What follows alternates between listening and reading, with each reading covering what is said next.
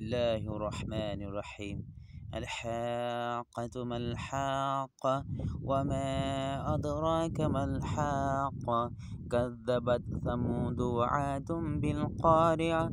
فأما ثمود فأهلك بالطاغية، وأما عاد فأهلك بريح صرصر عاتية سخرها عليهم 7 ليال و8 أيام حسما فترى القوم فيها صرعى كأنهم أعجاز نخل خاوية فهل ترى لهم من باقية. وجاء فرعون ومن قبله والمؤتفكات بالخاطية فعصوا رسول ربهم فأخذهم أخذة رابية.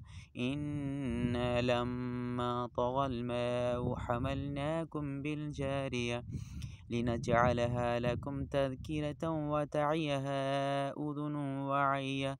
فإذا نفخ في الصور نفخة واحدة وحملت الأرض والجبال فدكتا دكة واحدة فيومئذ وقعت الواقية وانشقت السماء فهي يومئذ واهية والملك على أرجائها ويحمل عرش ربك فوقهم يومئذ 8. يومئذ تعرضون لا تخفى منكم خافية.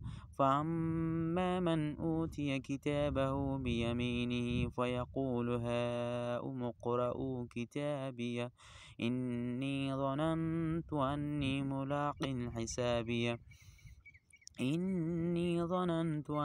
ملاق حسابيه فهو في عيشة راضية في جنة عالية قطوفها دانية. كلوا واشربوا هنيئا بما أسلفتم في الأيام الخالية. وأما من أوتي كتابه بيمينه وأما من أوتي كتابه بشماله فيقول يا ليتني لم أوت كتابيه ولم أدر ما حسابيه يا ليتها كانت القاضية ما أغنى عني ماليه هلك عني سلطانيه خذوه فغلوه ثم الجحيم صلوه ثم في سلسلة زرعها 70 ذراعا فاسلكوه إنه كان لا يؤمن بالله العظيم ولا يحض على طعام المسكين فليس له اليوم هاهنا حميم ولا طعام إلا من غسلين لا يأكله إلا الخاطئون.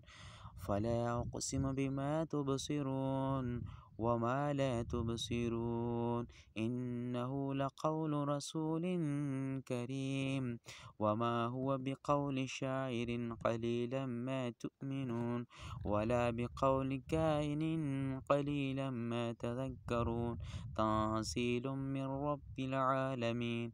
ولو تقول علينا بعد الأقاويل لأخذنا منه باليمين ثم لقطعنا منه الوتين فما منكم من أحد عنه حاجزين. وإنه لتذكرة للمتقين وإنا لنعلم أن منكم مكذبين وإنه لحسرة على الكافرين وإنه لحق اليقين.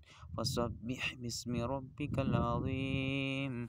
آمنت بالله صدق